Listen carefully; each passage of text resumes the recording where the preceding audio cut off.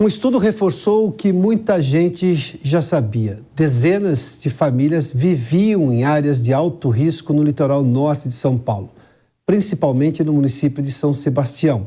Sobre esse cenário, a gente conversa agora com o Marcelo Gramani, que é geólogo do IPT, o Instituto de Pesquisas Tecnológicas. Professor, seja bem-vindo. Boa noite ao senhor. Boa noite, agradeço a oportunidade.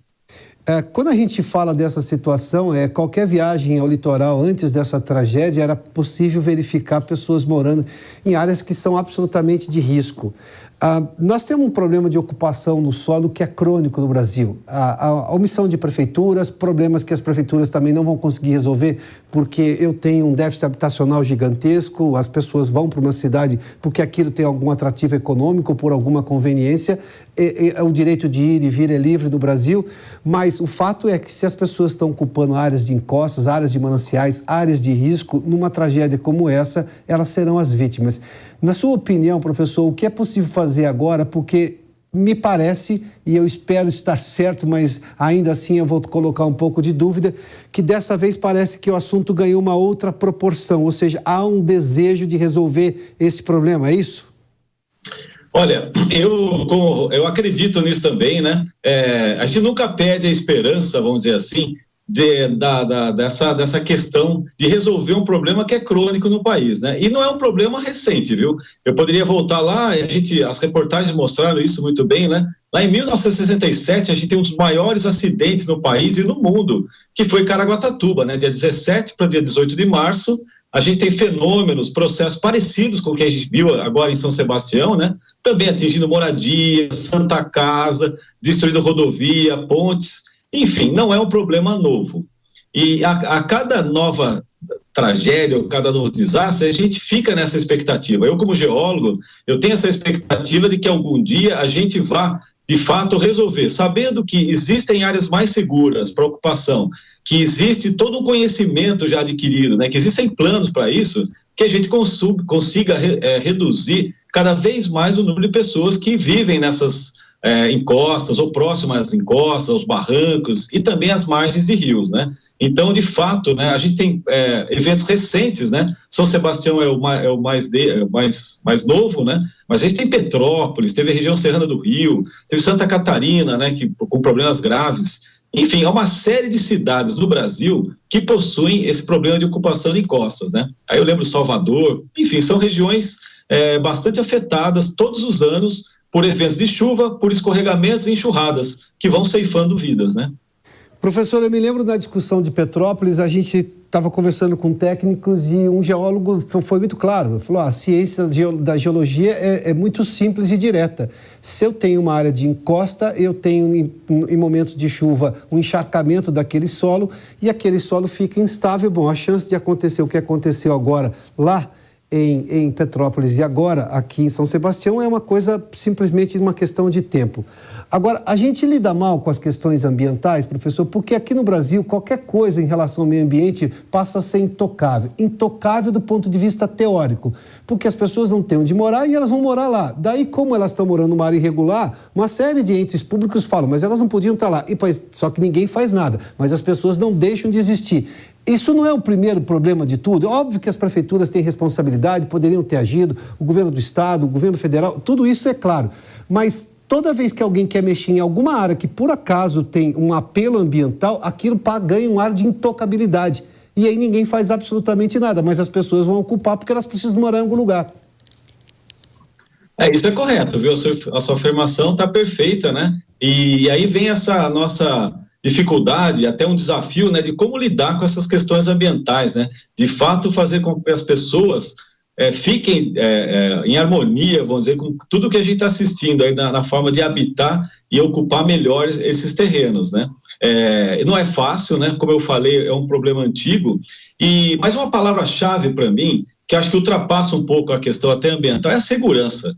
De fato, para nós, eu que trabalho com a Defesa Civil há 22 anos, trabalha especificamente na questão da gestão do risco, né? E quando a gente fala em gestão, a gente pensa nos mapeamentos, na identificação, na análise do problema, nas medidas que a gente pode propor, né, para reduzir, minimizar, até mesmo eliminar o risco geológico, geotécnico, né? A gente pensa, quando fala em gestão, na capacitação, treinamento, informação pública para as pessoas, para as comunidades, né? Então, essa questão da gestão do risco, ela envolve uma palavra para mim que é muito importante, é segurança. A gente fala muito em segurança urbana, segurança social, mas tem essa segurança que envolve a questão geológica, né? Países como o Japão tratam isso, de certa forma, muito bem, né? Apesar de a gente ver todos aqueles problemas geológicos, incluindo com processos mais pesados, né? Como os terremotos, vulcanismo, tsunamis, né? Eles trabalham bem a questão da gestão. E lógico, né? A gente tem que estar preparado sempre para a gestão do desastre. As reportagens mostraram muito bem, né? 4 milhões, esses números são sempre grandes, né? 4 milhões de pessoas que vivem em área de risco. Eu não sei se é risco de encosta, se é solapamento de margem de rios, se esses riscos são muito altos, enfim. Mas são muitas pessoas. E como tem muita pessoa morando em área de risco, a gente tem que buscar recursos para que a gente conviva, de certa forma, de maneira segura com esse problema. E aí eu cito os planos preventivos de defesa civil, né? Desde 88 em São Paulo, se opera um plano preventivo que tem, de fato, minimizado. No caso de São Sebastião, né, eu posso dar meu testemunho, porque a gente ajudou nos mapeamentos das áreas, né, nas capacitações dos técnicos de defesa civil, no encontro com algumas lideranças comunitárias. De fato, eu acredito que o plano ele tenha reduzido, evitado uma porção de mortes. Para mim, esses números poderiam ter sido maiores se a gente não tivesse nenhum tipo de plano, né? Professor, só um último questionamento. Quando eu falo da questão de lidar mal com qualquer assunto ambiental, é que agora há uma discussão de realocar essas pessoas em áreas seguras e parece que falta, inclusive, terreno para isso. Ou porque você já tem donos ali, tem uma questão imobiliária, é uma região muito procurada, inclusive muito chique, bonita, né? O litoral norte de São Paulo é belíssimo, mas, enfim... Mas quando eu não mexo numa pequena parte que é, digamos, intocável porque tem uma questão ambiental, as pessoas vão se dispersando e elas moram em vários momentos. Não era o caso como a gente vê, por exemplo, os Estados Unidos, eles não têm esse problema. Eles acham uma área, embora tenham um apelo ambiental, usam aquilo, fazem a estrutura do ponto de vista de engenharia correto, com preocupação em geologia, obviamente, para saber se o terreno vai aguentar, mas as outras ficam preservadas. Aquela é usada. Neste caso, não se usa nenhuma, mas todas são usadas e isso aumenta, inclusive, eu vi ontem, inclusive, de um bombeiro, é até mais difícil o trabalho de resgate, porque é tudo muito disperso. É disperso e, muitas vezes, concentrado, né?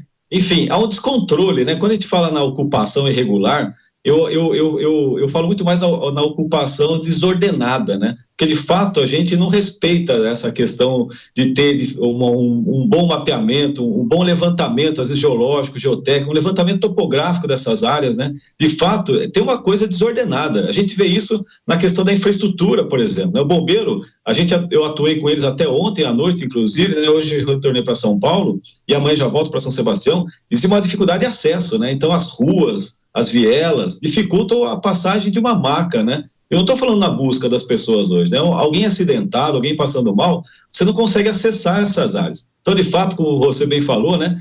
Tem uma questão desordenada que a gente está aplicando muito mal o conhecimento, né? E aí sim, né? A gente tem uma expectativa muito grande agora, com o empenho de todas as forças, que São Sebastião seja mais um exemplo para as cidades, né? Quando a gente volta no passado, a gente teve uma série de escorregamentos e acidentes em Santos, né? E Santos melhorou bastante com relação à questão de obras de infraestrutura, né, de melhorias nos sistemas de drenagem. Eu poderia citar dezenas de cidades que estão tentando melhorar essa questão da infraestrutura, essa desordem que ocorre nessa ocupação, às vezes, que é muito acelerada, inclusive, né? Então, muitas vezes a gente chega tarde, né? A gente chega tarde para um problema que poderia ser evitado.